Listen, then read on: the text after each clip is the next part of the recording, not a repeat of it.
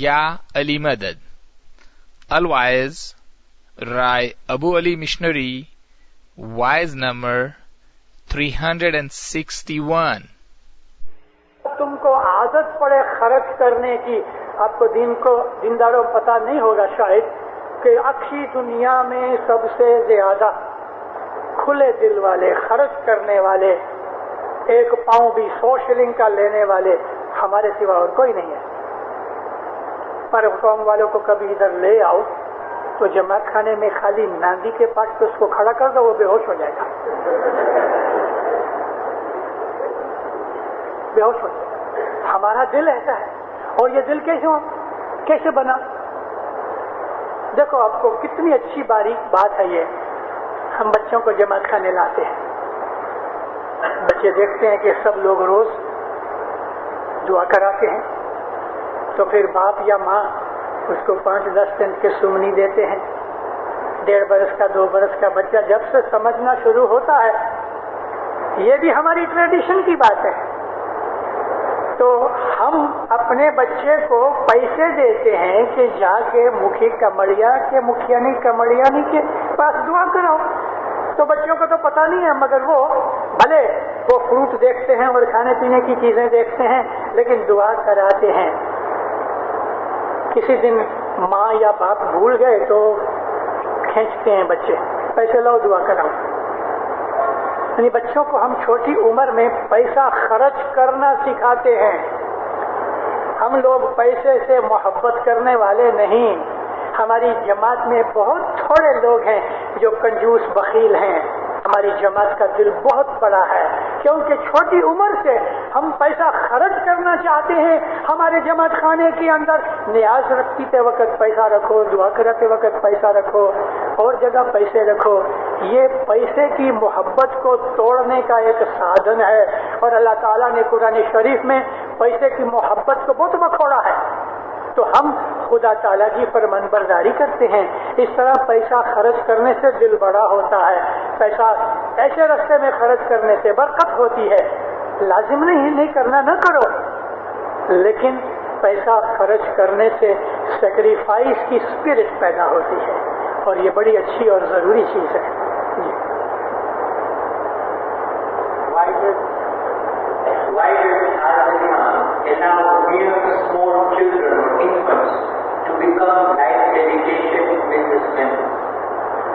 جو کہ حقیقت یہ ہے، 18 برس کے نیچے رضا نہیں تھی.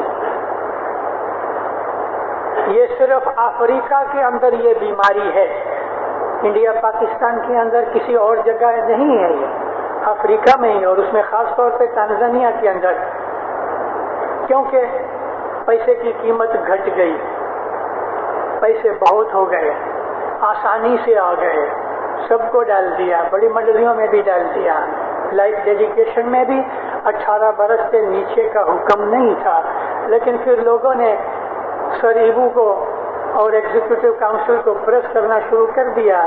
تو ابھی تو چھوٹے بچے بھی آ جاتے ہیں، مگر سچ پوچھو تو میں اس کی فیور میں نہیں. کیوں نہیں؟ کارن کہ میرے مولا نے اس چیز کو پسند نہیں کیا. 18 برس سے نیچے بچے کو لینا ہی نہیں چاہیے. اور حقیقت بولوں تو اصل چیز یہ ہے کہ کسی بھی بچے کو 5-12 سال کے اوپر کوئی بھی منڈلی میں ڈالنا نہیں چاہیے. ان کو کہو تم خود بڑے ہو کے کمانی کرو، پیسے بچاؤ 10 ون دینے کے بعد، پھر تم خود اس کے اندر آؤ تو تمہیں قدر ہوئے. اب تو کیا ہے، بچہ اکیلا گھر میں نہ رہے، ماں اور باپ دونوں منڈلی میں آمیں، اکیلا گھر میں نہ رہے اس خاطر چلو بچوں کو ڈال دو، ساتھ لے جائیں گے. اور بچے کو کچھ پتہ نہیں ہے کہ لائف ڈیڈیکیشن کیا ہے اور فلانی منڈلی کا کیا درجہ ہے، کچھ نہیں. یہ میں ان چیزوں کے ویرودھ ہوں، اور اس لیے ویرودھ ہوں کہ میرے مولا نے اس چیز کو منع کیا ہے، پسند نہیں کیا، مگر چھوٹ دے دی ہے. What is the significance of a sucker? Why in some Western countries there are no suckers? 1924 تلک ینگ بار کے جماعت خانے کے اندر 24 برس تلک، یعنی سن 1900 سے لے کے 1924 تلک جماعت خانے میں منبر پڑا رہتا تھا بھائی بھائیوں کے بیچ میں، جو کہ ادھر جماعت خانہ بھائیوں کا جدا تھا، لیکن مردوں کے اندر منبر پڑا رہتا تھا۔ منبر کیا تھا؟ 3-4 سٹیپس تھے، سیڑھی کی طرح، گادی کی طرح، اور اس کے اوپر پھول وغیرہ، فوٹو وغیرہ، ایسی چیزیں، دھوپ لوبان کی بتیاں وغیرہ پڑی رہتی تھی۔ جب بھی محرم کا وقت آتا تھا تو جماعت خانے کے اندر محرم کی مجلسیں ہوتی تھیں، قصہ پڑھا جاتا تھا۔ 1900 کے اندر جب بھی اثنا عشری لوگ اپنے مذہب سے جدا ہو گئے تو اسماعیلی قوم کے اندر ایسے بہت سے اسماعیلی رہ گئے کہ جن کا من عباس علی کے لڈو کے ساتھ پھنسا ہوا تھا، یا بریانی کے اندر یا کھچڑے کے اندر ان کا من للچاتا تھا، ان کی مانیتا تھی۔ تو وہ ظاہر میں اسماعیلی تھے، اندر اثنا عشری تھے، تو بکھی کامڑیا کے اوپر پریشر آتا تھا۔ تو یہ چیز محرم کے اندر اپنے جماعت خانے میں قصے پڑے جاتے تھے، اور کئی لوگ ہو ہو ہو کر کے روتے بھی تھے، کھچڑے بھی ہوتے تھے، بریانیاں بھی پکتی تھیں، عباس علی کے لڈو بھی ہوتے تھے۔ اور آپ کو حیرانی شاید نہ ہوئے تو کہوں کہ 365 دن کے اندر 240 دن جماعت میں جمن ہوتا تھا جنگ بار میں۔ آج ہوئے تو ہمارے گھر کا خرچہ بھی کمتی ہو جائے۔ 365 دن میں 240 دن جمن ہوتا تھا، سگڑی دھام ہوتا تھا، اور وہ امیدواری ہوتی تھی۔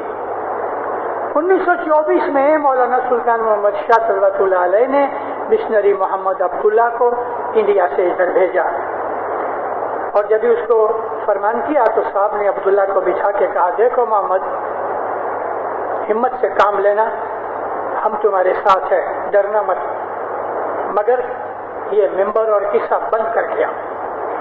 ارے خدا، محمد عبداللہ جن لوگوں نے دیکھا ہے ان کو پتا ہوگا، بڑا پاورفل آدمی اور بڑا خوبصورت آدمی، اس کا گلا جو تھا کوئل کی طرح تھا، بہت علم والا شخص تھا۔ امام کا فرمان لے کے آیا، آ کے اس نے جب واضح شروع کی تو لوگ تو ڈھول گئے۔ ادھوریے جو تھے ان میں سے بہت سے اسماعیلی مذہب پہ پکے ہو گئے، جوانوں کو اسماعیلی مذہب کا جوش آ گیا، اور اچھی طرح سے واضح کر کے تیار کر کے ایک دن اس نے کہا کہ یہ ممبر کو توڑ ڈالو، اٹھا ڈالو۔ ممبر اٹھایا اور نیچے لگے، اس کو جلا دیا، توڑ پھوڑ دیا۔ ہمارے لوگوں کے اندر آج ادھر بھی بھائیوں میں کچے دل کے لوگ ہیں، ابھی بھی ہیں، شاید ادھر بھی کوئی ہوئیں گے کہ ذرا بیماری پڑے تو کوئی بوہرا کے ملا کے پاس جائے گا، کوئی سنی ملا کے پاس جائے گا، کوئی سناشری کے پاس جائے گا، کوئی ڈورا دھاگا کرے گا۔ ہے ادھورے من والے وہمیلے لوگ ہیں، شنکیلے لوگ ہیں، نیاز پیئیں گے، دسمن دیں گے، جماعت کھانے آئیں گے، لیکن من ابھی بھی مذہب کے اوپر پکا نہیں۔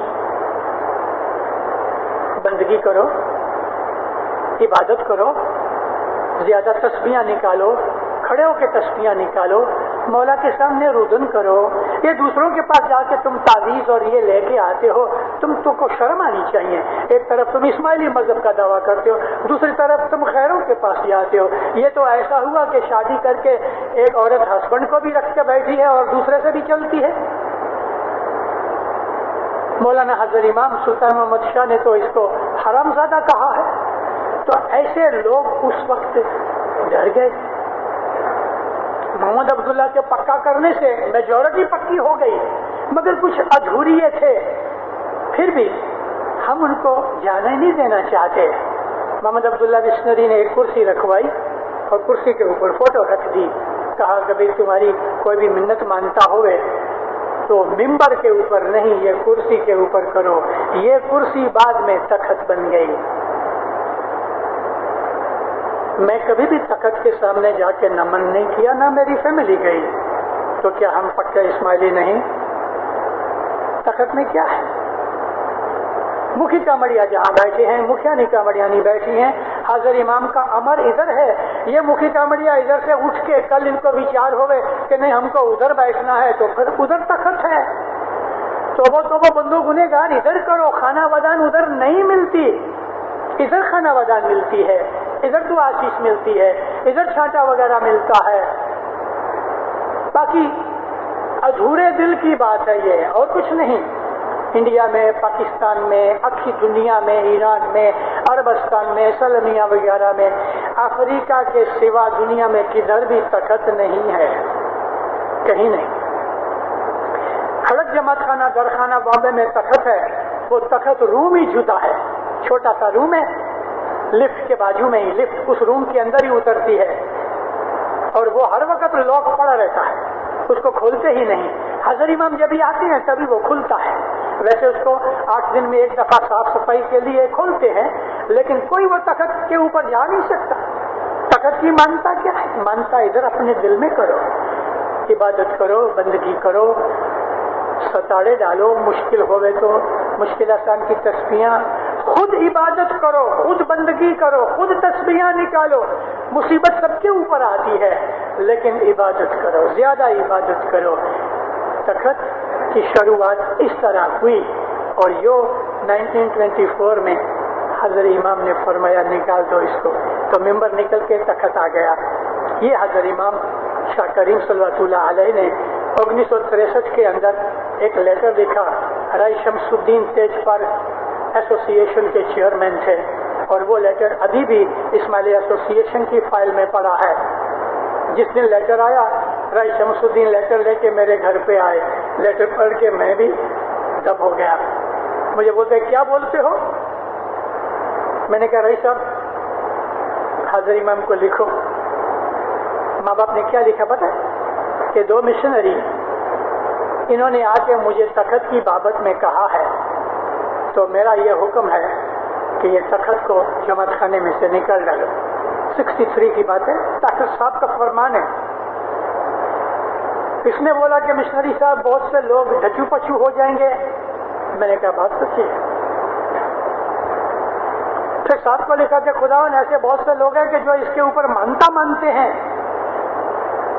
یہ تو ٹھیک پروڑیے عبادت جو روحانی عبادت ہے، جب لوگ صبح عبادت کرنے کے لیے آتے ہیں تو آدھا کلاک پہلے وہ تخت کے سامنے کھڑے رہتے ہیں اندھیرے میں، اور پھر بیٹھ کے بیت الخیال کی بندگی کرتے ہیں. آپ کیا بولتے ہو؟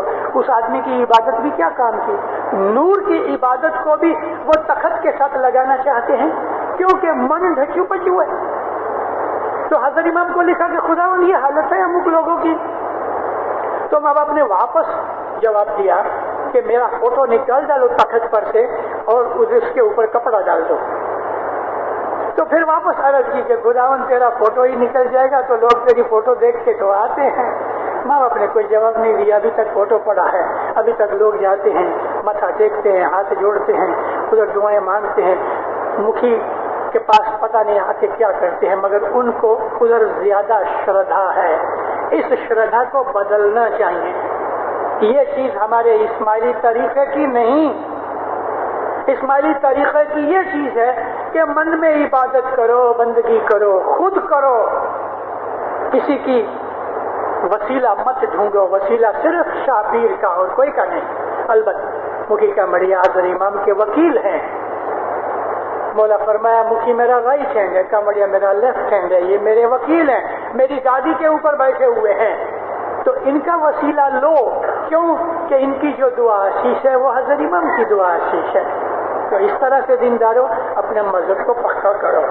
جی کتنے باقی ہیں؟ 6. Okay. Can you please explain thoroughly as to what righteous rituals are to be performed during the whole funeral ceremony? Example, when burying the deceased, what to be put into the water, what particular prayers performed, etc. The ceremony is being held differently in nearly all the regions. بہت لمبا subject ہو جائے گا، اس کے لیے میں آج اس کے اوپر کچھ کہتا نہیں ہوں. لیکن نارملی جو کچھ ہوتا ہے وہ کوئی بھی اپنے پرنسپل یا پرنالیکا کے ویرودھ میں کچھ نہیں. شارٹ میں بولوں، میت ہو گئی، اس کو غسل دیا جاتا ہے. رسول اللہ کے فرمان میں ہے کہ بیری کے پتے گرم کر کے غسل دو. بیری یعنی بوڑی، وہ یہاں ملتی نہیں. بوڑی کے جو پتے ہیں وہ کلین زیادہ کرتے ہیں، اس کی جگہ ہم صابن یوز کرتے ہیں. میت کے جو اوپننگز ہیں اس کے اندر کیمفر کے ساتھ کپڑا یا کاٹن ڈالنی چاہیے. جیسے کہ منہ بند اگر ہے تو بس ناک میں، آنکھ میں، کان وغیرہ میں اور اگنے موتنے کی جگہ کے وہاں ہم کو کیمفر کے ساتھ کپڑا رکھنا چاہیے یا ناک سے بند کر دیں، اوپننگ کو بند کر دینا چاہیے کیمفر اور کاٹن کے ساتھ، اور اس کو ریپ کرنا چاہیے وائٹ کپڑے کے اندر. میت تیار ہو گئی. اب کئی لوگ ہیں کہ جو پرفیوم کی بوٹل ڈالتے ہیں، وہ ٹھیک نہیں. خاص طور پہ الکوہلک پرفیوم مردے کے اوپر جو ڈالتے ہیں، ایک دو جگہ میں نے دیکھا ہے اور میں نے منع بھی کیا ہے، یہ اچھا نہیں. اس کے اوپر حلود بلود کچھ نہیں، کیمفر کی ایک اجازت ہے. اور اس میت کو جو اپنی پرتھا کے حساب سے ہم لے جاتے ہیں وہ بالکل برابر پرتھا ہے، برابر پرنالی کا ہماری، اور اس کو جا کے ہم دفن کرتے ہیں. پھر بھی لکھنے والے کو کوئی اور زیادہ ڈیٹیل یا اس کے اوپر چاہیے تو مجھے پرسنلی خوشی سے ملے، میں کچھ کروں، اگر کچھ کرنے کا ہوگا تو کروں گا. لیکن آج سارا کمپلیٹ ڈیٹیل دینے کے لیے وقت نہیں. ہاں چلو، ایک چیز مجھے یاد آئی. میت پڑی ہوتی ہے، منہ دیکھنے کے لیے جو لوگ آتے ہیں تو ایسا جاتے ہیں. ہماری یہ عادت چھوٹنی چاہیے. اب میت کو دیکھ کے صلوات اپنے منہ پہ، یہ صرف حاضر امام کے لیے ہے. میت حاضر امام نہیں ہے، میت شاپیر نہیں ہے. اس کو دیکھ کے من میں صلوات پڑھتے ہو اور پھر آپ ایسا منہ پہ ہاتھ پھراتے ہو، یہ ٹھیک نہیں. یہ صرف دعا میں یا حاضر امام کے نام کے اوپر، اس کے اوپر جب ہم ذکر وغیرہ کریں یا دعا پڑھیں یا حاضر امام ظاہر بنے بیٹھا ہوئے اس وقت اپنے منہ کے اوپر ہاتھ پھراؤ. میت کو دیکھ کے اپنے منہ کے اوپر ہاتھ مت پھراؤ. من میں صلوات پڑھو، اس کے لیے کہو کہ یا خدایا اس کے اوپر رحم کر. That while during the past Imam's time, they had lots of fighting, and even many of our Imams were killed during these fighting. So that, why should we say Islam means peace, and we had many or uncountable fighting in Islam religion? جس نے یہ سوال لکھا ہے اس نے history پڑھی ہی نہیں. اماموں کا کیا ذکر کرتے ہو؟ خود حضرت علی اور نبی نے کتنی لڑائیاں کی لڑی. پیس تو ہے ہی پیس. ہم کسی کو دکھ نہیں دیتے، ہم کسی سے لڑتے نہیں، لیکن کوئی ہمارے اوپر آ پڑے تو ڈیفینڈ کرنے کا ہمیں حکم کیا گیا ہے. باقی اس وقت موجودہ پولیٹیکل کنڈیشن کی وجہ سے جو اسلام میں لڑائیاں ہوتی ہیں تو اس کو دھرم کے ساتھ کوئی سبند نہیں ہے، وہ پولیٹکس ہے. عراق اور ایران کی لڑائی پولیٹکس ہے، اسلام نہیں. اور ایسی تو اور بھی کئی لڑائیاں اسلام کے اندر ہوئیں. صرف اسلام نہیں، دنیا کے ہر ایک مذہب کے اندر لڑائیاں ہوئیں. کرسچنوں میں ہوئیں، ہندوؤں میں ہوئیں، صوفیوں میں ہوئیں. ارے ایسی تو لڑائیاں جو ہیں ان کو مذہب کے ساتھ کوئی تعلق نہیں. ہمارے اماموں نے کوئی لڑائی نہیں لڑی، بلکہ اماموں کو دکھ دیا گیا اور مجبوراً ان کو لڑنا پڑا. یہ کوئی لڑائی نہیں تھی امام حسین کی کہ خود کی فیملی کے 72 آدمی لے کے 30,000 کے لشکر کے سامنے جا کے امام حسین لڑنے نہیں گئے تھے. 30,000 آدمی یزید نے بھیجے 72 آدمیوں کے سامنے. تو کیا امام لڑے تھے؟ امام تو کہتے تھے دیکھو مجھے چھوڑ دو، میں چلے جاتا ہوں کسی دوسرے دیش میں. تو بولے نہیں، تم اس کی بیعت کرو نہیں تو ہم تم کو ماریں گے. اچھا، تو لڑنا پڑا. اماموں نے لڑائیاں نہیں کی، علی نبی نے لڑائیاں نہیں کی، مگر کافروں نے، ظالموں نے ان کے اوپر ظلم کیے اور مجبور کرنے کی وجہ سے ڈیفینسو لڑائیاں لڑی. اسلام سرٹنلی مینس پیس. سب کے ساتھ محبت رکھو. If I go to join any business, I have to pay a particular amount of money? What if I don't have a particular amount of money? What if I want to join the business and I am a poor man? Is money everything in religion? And if it is, then a poor man can never join this group of congregation. You can join, my brother. You can join free. Come to Jamaat Khana. Do some kind of service for 5 years, every day without missing a day, and then go to Mukhi Kamadiya after 5 years that Mukhi Sahib, you have noticed that I have been serving in this Jamaat Khana for 5 years. Now I want to join 5 bar saal on account of my this service. And it is Farman of Maulana Hajar Imam that Mukhi may recommend to Executive Council, and he will be given that chance to join as a member, full member, like a paid member of 5 bar saal. I am standing before you.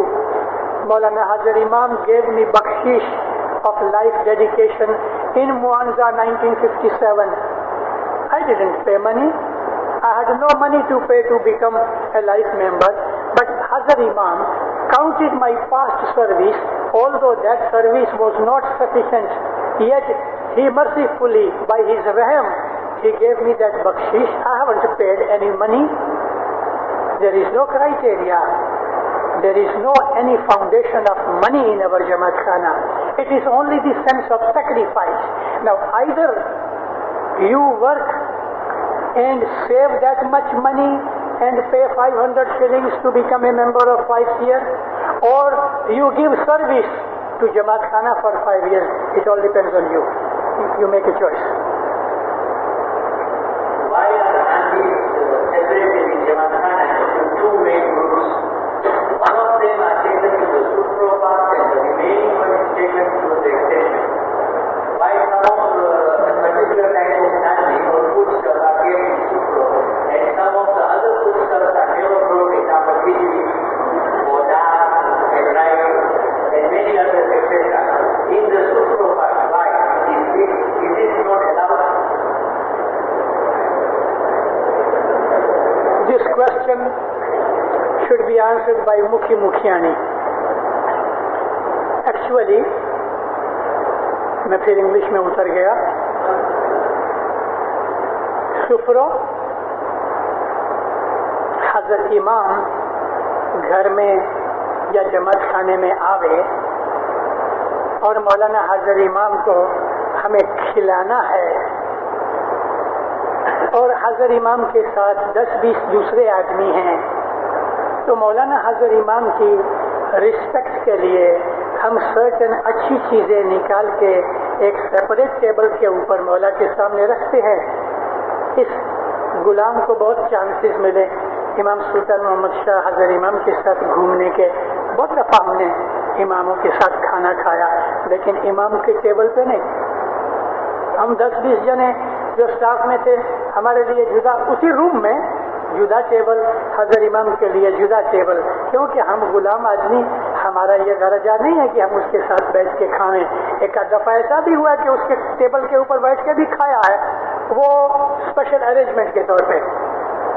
جماعت خانے کے اندر حضرت امام کا جو تخت ہے وہ مکھی کمڑیا مکھیانی کمڑیانی کا پاٹ ہے. تو ہم شاہ پیر کو, کیونکہ ساری جماعت جو ہے وہ ادھر دعا کراتی ہے, اگر ادھر ناندی پڑی ہوئی ہے یا سینٹر میں پڑی ہوئی ہے تو جماعت وہاں دعا نہیں کراتی. جدھر جماعت دعا کراتی ہے شاہ پیر کے لیے ادھر اچھی چیزیں نکال کے ہم رکھتے ہیں.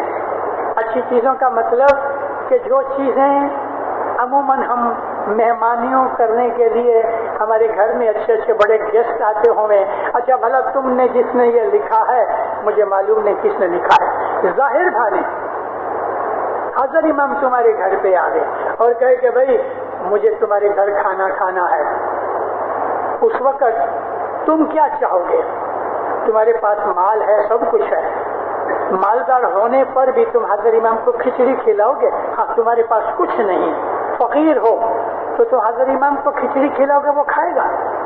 حضرت امام نے دال چاول کھائے, ایک مومنے کے گھر پہ جا کے بیٹھنے کی کرسی نہیں تھی تو ایک چھوٹا سا وہ پتہ ہے پہلے آتے تھے ٹن ملک آتا تھا، اس کا جو کھوکھا تھا نا اس کے اوپر بیٹھ کے امام نے دال اور چاول کھائے. اور کیسے کھائے کہ گھر والے کھا چکے تھے، بچے ہوئے تھے. اس کو جا کے کہا مجھے بھوک لگی تیرے گھر پہ کھانا. میں کسی دن سنا ہوں گا، یہ لمبی چوڑی ہسٹری ہے، اسٹوری ہے. دال چاول کھائے اس نے. لیکن تمہارے گھر پہ تم مالدار ہو، پیسے والے ہو، تمہارے گھر پہ حضرت امام آ کے کہے مجھے کھانا ہے تو کس طرح سے بناؤ گے؟ اس طرح سے ہم جماعت خانے کے اندر ایک اسپیشل پارٹ مکھی کا مڑیا مکھیانی کا مڑیانی کا ہوتا ہے، اس میں سلیکٹ کر کے ہم چیزیں رکھتے ہیں، یہ اس کے حضور میں ہوتی ہیں. باقی کا جو سفرہ ہے وہ بھی سفرہ ہے، وہ بھی حضرت امامی کی مہمانی کے لیے ہے، لیکن ہم آفر اس طرح سے کرتے ہیں. تو یہ ایک رسپیکٹ ہے ہمارے مذہب کے اندر، ہمارے جماعت خانے کے اندر، اور یہ ہماری پرانالی کا ہے. ایک چیز میں ضرور ادھر خلاصہ کر ڈالوں، بات نکلی ہے. گئے 10 برس ہوئے جب سے ہمارے پاس آسانی پیسے کی ہو گئی، ہماری یہ جو درباریاں معلوم نہیں کہ یہ درباری کا لفظ کس نے چالو کیا. بڑے جماعت خانے کے اندر تو رائی محمد وسرام موسٹلی ناندی کرتا تھا، کیا پتا یا تو اس نے چالو کیا یا رحمت اللہ والجی ویر کی ناندی کرتا تھا. اس کے پہلے حبیب بھائی والجی تھا، وہ ناندی کرتے تھے. مجھے خیال نہیں کہ درباری کا لفظ کیسے آ گیا، کیوں وہ بھبکے دار ہوتی ہے. اس کو جہاں تک بن سکے سمپل بناؤ. ایکچولی درباری جو ہے وہ پیر کی مانی ہے. پیر کی مانی 2 روٹیاں باجرے کی یا گہوں کی، اس کے اوپر تھوڑی کھنڈ یا ایک مچھی ہوئے. مجھے پتا ہے مکھیانی باپو ایسا سر ہلائے گی، قبول نہیں کرے گی، نہیں ہو سکتا. سمر کی بابت میں تھوڑا خلاصہ کروں. عربی زبان میں سمر کہتے ہیں فروٹ کو. سمر مینس فروٹ، اور سمر کا مطلب ریزلٹ. آدمی کی محنت کا جو پھل ہے اس کو بھی سمر کہتے ہیں. اور ہم جو کھانا پینا فروٹ کھاتے ہیں، چھینجا مچونگا پپئی وغیرہ، اس کو بھی سمر کہتے ہیں. ایک آدمی جب گزر جاتا ہے تو وہ اپنے پاپ اور پنیہ یہ ساتھ لے جاتا ہے، اس کو کہتے ہیں بھاٹو. تو ہم اس کے جو سگے کٹمبی ہوتے ہیں مجلس بنا کے اس کے لیے حضرت امام کی شافی کی مہمانی کرتے ہیں، کچھ سفرہ بناتے ہیں، تسبیح نکالتے ہیں، اس کے ثمر لکھاتے ہیں کہ اس کا میں نے جو تسبیح نکالی، میں نے جو کچھ سفرہ لایا، میں نے جو مہمانی لکھائی، اس کا جو بھی ثواب مجھ کو مل رہا، یا مولا یہ ثواب میں مرنے والے کی روح کو دیتا ہوں، تو یہ ثمر اس کو ملتا ہے. اس سے اس آدمی کے گناہ کم ہوتے ہیں، اس کا قرضہ کم ہی ہوتا ہے. تو ثمر لکھانا ہمارے مذہب کی ایک پرتھا ہے، پرنالی کا ہے، اور بہت ضروری چیز ہے. مرنے والے کے لیے اس کو ضرور فائدہ ملتا ہے. اسی کے اندر یہ کوشچن میں یہ ہے تو کیا سچ مچ مرنے والے کو ملتا ہے؟ ہاں ضرور ملتا ہے. ہمارا یہ اعتقاد ہے. ہم اپنا کوئی بھی مذہبی کام کاج بیت الخیال کی عبادت کے سوا اور دستبند کے سوا اور دعا کے سوا، یہ 4 چیزوں کے سوا ہم کوئی بھی مذہبی کام کریں، اس کا ثواب ہم کسی کو بھی ٹرانسفر کر سکتے ہیں، یا مرنے والے کو بھی، اور اگر کوئی جیتا ہے کسی جگہ تو اس کے لیے بھی. دستبند ٹرانسفریبل نہیں ہے. یعنی میں دستبند دوں اور کہوں کہ یا مولا اس کا ثواب تو فلانے فلانے کو دو، تو نہیں، کیونکہ دستبند میرے اوپر قرضہ ہے. اسی طرح سے دعا میرے اوپر فرض ہے. بیت الخیال کی جو عبادت ہے وہ میری روح کے لیے ہے. تو یہ چیزیں ایسی ہیں کہ جو ٹرانسفریبل نہیں ہیں. باقی تسبیح نکالو، سفرہ لے کے آؤ، اس کا جو ثواب ہے وہ مرنے والے کو دے سکتے ہو. ایسا بھی ہے کہ کسی کا بیٹا، کسی کا بھائی، کسی کا ہسبینڈ، کسی کی ماں، کسی کا کوئی یار دوست جماعت خانے نہیں آتا یا دکھ تکلیف میں ہے، تو اس کے لیے تسبیح نکال سکتے ہو، اور یہ تسبیح کا ثواب اس کو دو، یا مولا اس تسبیح کے ثواب کے بدلے میں تو اس کی مشکل آسان کر، اس کو ایمان دے، اس کے اوپر راضی دے، اس کو سائیاں دے. یہ ٹرانسفریبل ہے. ثمر جو ہے وہ بھی ٹرانسفریبل ہے، کیونکہ وہ آدمی گزر گیا ہے. ہم جمع خانے کے اندر صلوات کی تسبیح پڑھتے ہیں، ہم مہمانی لکھاتے ہیں، دعا شفا کرتے ہیں، کوئی میٹھی دعا لے کے آتا ہے، یا اپنے گھر کے اندر بھی ہم صلوات کی تسبیح یا دوسری تسبیحیں نکال کے اس کا ثواب ہم مرنے والے کو ٹرانسفر کر سکتے ہیں. اس کو ثمر کہتے ہیں، اور ثمر ہمارے مذہب کی ایک اچھی پرنالی کا ہے. اللہ میرے 11 اور 5 ہوئے.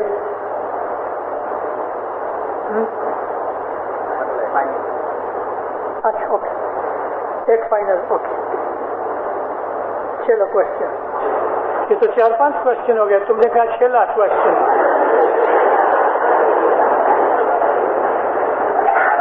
قرآن شریف ہمارے مذہب کی کتاب ہے، اللہ کا کلام ہے، علی نبی کے گھر پہ اتری، اور ہمارے جتنے بھی گنان ہیں وہ قرآن پاک کی تفسیر میں ہیں. ہمارا مذہب اسلام ہے، پیور اسلام ہے، اور وہ اسلام کے جو رسول اللہ کے زمانے میں تھا. میں بہت دفعہ گئے بہت سے برسوں میں، مجھے اسلام کے اندر 38 برس ہوئے. میں نے بہت سی واعظوں کے اندر اس بات کا ذکر کیا ہے کہ قرآن شریف ہماری کتاب ہے، ہمیں پڑھنی چاہیے، لیکن عربی تو آتی نہیں. پھر کیا کریں گے؟ دوسروں کے، نان اسماعیلیوں کے یا نان شیعوں کے کیے ہوئے ٹرانسلیشن کو پڑھنا ہے نا، تو وہ تو مزہ نہ آیا. اور ابھی تک اسماعیلیوں نے اپنا کچھ قرآن شریف کا پورا ٹرانسلیشن نہیں کیا. آج سے 50 برس پہلے 10 پارے نکالے تھے انڈیا کی اسماعیلی ایسوسی ایشن نے، مگر اس کے بعد وہ جو پارے لکھے ہوئے تھے وہ دیمک یعنی ادئی کھا گئی، وہ کام پورا نہ ہو سکا. باقی قرآن پڑھنا چاہیے. صرف راگ سے قرآن پڑھ لیا تو یہ تو کوئی فائدہ کی بات نہ ہوئی. اللہ کا کلام پڑھا ضرور، اس کا ثواب ملے گا، لیکن سمجھ تو کچھ نہ آئی. قرآن شریف جو جاننے والے لوگ ہیں ان لوگوں سے سیکھنا چاہیے. اور ہم کو ہمارے اماموں نے کہا، آج بھی دنیا کے بہت سے بھاگوں کے اندر اچھے اچھے پڑھنے والے قرآن، بلکہ قرآن کے حافظ اسماعیلی موجود ہیں، تو قرآن شریف کو پڑھنا چاہیے. میں اس حق میں ہوں، یہ اللہ کا کلام ہے، مگر اس کو سمجھو اور دھیان سے پڑھو. ہمارے جو گنان ہیں وہ قرآن شریف کی تفسیر ہے. قرآن شریف کے لیے جو اسماعیلی ایسوسی ایشن نے کتاب نکالی ہے، وہ پہلا سورہ جو ہے وہ سورۃ العنکبوت ہے. عنکبوت کہتے ہیں مکڑی کو، اسپائڈر انگلش میں کہتے ہیں. اسی سورے کے اندر وہ ذکر ہے کہ رسول اکرم جب ہی بھاگے یعنی نکلے کافروں اس کو چھوڑ کے، اور گفا کے اندر جا کے بیٹھے جہاں ابو بکر کو سانپ نے کاٹا، تو اسی جگہ فوراً ایک مکڑی نے، کروڑیے نے جالا بنا ڈالا. اس سے وہ کافر ڈھونڈتے ڈھونڈتے آئے لیکن رسول اللہ ملے نہیں. قرآن شریف میں بہت اچھی اچھی قصے کہانیوں کی باتیں بھی ہیں کہ جو ہمارے وہ قصے کہانیاں جو اللہ نے بتائے ہیں، وہ پرانے لوگوں کی باتیں بتائی ہیں، اس میں ہمیں بہت کچھ سیکھنے کو ملتا ہے. سارا قرآن اگر پڑھا جائے تو اس کے اندر آپ کو سب سے زیادہ جو چیز ملتی ہے وہ یہ ہے، شکر گزاری کرو، اللہ کی عبادت کرو اور نیک اعمال کرو. یہ سارے قرآن کا ایسنس ہے. اللہ کی عبادت کرو، شکر گزاری کرو اور نیک اعمال کرو. تو اللہ میرے یہاں یہ جو کتاب اسماعیلی ایسوسی ایشن نے باہر نکالی، پاکستان والوں نے، ملے تو ضرور پڑھو. اور کبھی کبھی جماعت خانے کے اندر اسماعیلی ایسوسی ایشن کی طرف سے کوئی ایک آدھ دن ایسا ہو جاوے کہ جس میں قرآن شریف کا تلاوت کرنے کی ضرورت نہیں، کیونکہ لوگ تو سمجھتے نہیں. اس کا ترجمہ پڑھو جس طرح کہ ہم حضرت امام کے فرمان پڑھتے ہیں. شکرواری بیج کی جو شروعات ہے، میں نے آپ کو کہا کہ ہمارے ہاں شکرواری بیج کی کس طرح شروعات ہوئی کہ ہر ہفتے کے اندر روزہ رکھا جاتا تھا 12 پوہر کا 36 گھنٹے کا، مگر شکروار کی بیج کے طور پہ پیر حسن کبیر دین سے چالو ہوا کہ گر پیر حسن کبیر دین نے اپنی 40 لاکھ برس کی بندگی جماعت کو دے دی، اور اپنی 40 لاکھ کی بندگی کے عوض میں مولا کو عرض کی کہ جماعت کے اوپر رحم کر. تو پھر ہم کو پیر نے کہا کہ تم برس میں 2 دفعہ یا 6-7 برس کے بعد 3 دفعہ برس میں شکرواری بیج آتی ہے، اس دن 12 پوہر کا نہیں لیکن 4 پوہر کا روزہ رکھو.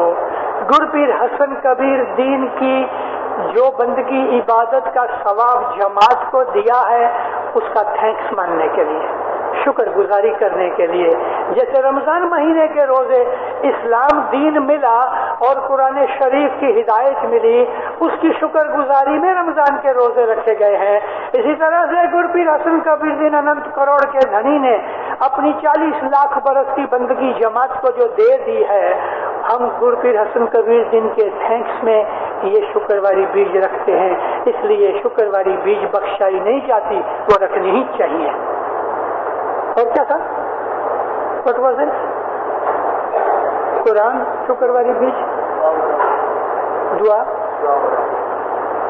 وہ راو. دیکھو وہ راو، اگر وہ راو کا شبد ہے تو وہ راوا اس کو کہتے ہیں میں مسافری پہ جا رہا ہوں تو میں 1.25 شلنگ مکھی کو دیتا ہوں یا 5.25 دیتا ہوں، میں اپنی من مراد کچھ دیتا ہوں. مکھی صاحب میں مسافری پہ جاتا ہوں، دعا کرو میرا سفر سلامت رہے، صحیح سلامت میں واپس آؤں. اس کو وہ راوا بولتے ہیں. رسول اللہ کی عادت تھی کہ حضور کو کہیں مسافری پہ جانا ہوتا تھا تو پہلے مسجد میں آتے تھے اور ادھر دعا مانگ کے پھر چلے جاتے تھے، اور جب ہی گھر واپس آتے تھے تو اپنے گھر نہیں جاتے تھے، باہر گام سے آئے تو پہلے مسجد میں آوے پھر اپنے گھر جاتے تھے. اس کو وہ راوا کہتے ہیں. مسافری پہ جاتے وقت تو ہم جو پیسے دیتے ہیں وہ راوے کے پیسے ہوتے ہیں، یا کوئی مانتا کی ہوئے تو مانتا کے پیسے ہوتے ہیں، وہ راوے کے پیسے ہوتے ہیں. مشکل آسان کی تسبیح جدی چیز ہے، وہ راوا جدی چیز ہے، اور دعا کرانا جدی چیز ہے. اسی طرح سے مرنے والے کے پیچھے دعا کراتے ہیں، وہ روحانی دعا ہے. اور ہر روز جو ہم دعا کراتے ہیں مکھی کامڑیا کے پاس سے تو وہ اپنے گناہوں کی معافی، جس کو انگلش میں کہتے ہیں سیلف کنفیشن، میں اپنے گناہوں کو یاد کر کے مولا کے پاس کہتا ہوں میں تقصیردار ہوں، میں معافی چاہتا ہوں. دینداروں، بہت سے لوگ ہیں کہ جن کو پتہ نہیں کہ دعا کراتے وقت یہ چیز ہمیں بولنی چاہیے. تو وہ بندو گنہگار، تو وہ تقصیردار بندو گنہگار. ان دو میں سے کچھ بھی تقصیردار کا شبد نہ بولو تو بھی اس میں آ جاوے، لیکن بولو ہماری پہلی دعا میں تھا. دعا کراتے وقت ضرور بولو تو وہ بندو گنہگار گت بخش شافی بخش. اسی طرح سے چھانٹا لیتے وقت بھی بہت سے لوگوں کو ابھی تک پتا نہیں. میں بہت دفعہ چھانٹے پہ کبھی بیٹھتا ہوں تو لوگوں کو پتا نہیں ہے کہ وہ کیا بولتے ہیں. ہم کو یہ سیکھنا چاہیے کہ چھانٹا لیتے وقت جب بھی بیٹھو تو بولو کہ تو بندو گنہگار گت بخشے شاپیر بخشے. چھانٹا دینے والا کہتا ہے شاپیر بخشے. پھر تیسری دفعہ بولے 3 دفعہ بولنا چاہیے. تو پھر 3 دفعہ بولنے کے بعد چھانٹا ہم کو ملتا ہے اور وہ بولتا ہے فرمان. تو جو چھانٹا لیتا ہے اس کو کہنا چاہیے پیر شاہ. اس طرح سے ہمیں اپنے مذہب کو سیکھنا چاہیے. دعا شفا وغیرہ انشاءاللہ دوسری دفعہ کبھی بیٹھیں گے تو اور بھی میں خلاصہ کروں گا. مولا آپ کو سکھی آباد کرے، ایمان کی سلامتی دے، حقیقت کی سمجھ دے، فرمان بردار مومن بنائے، تسلیم شکر اس میں پورا رکھے، بد اعمالوں سے دور رکھے، نافرمانی سے بچا کے رکھے، شیطان کے فریب و شر سے بچا کے رکھے، بد انسانوں سے بچا کے رکھے، بد بلاؤں سے بچا کے رکھے، مشکلیں آسان کرے، مولا بیماری دفع کرے، تکلیفیں دور کرے، مصیبتیں دور کرے، نیک امیدیں پوری کرے، ظاہر میں باطن میں اپنی چھتر چھایا میں رکھے، جماعتوں کنبوں میں کٹمب قبیلے میں صلاح سب محبت اتفاق دے، دین میں دنیا میں آپ کی چڑھتی کرے، ظاہر باطن رضا نصیب کرے۔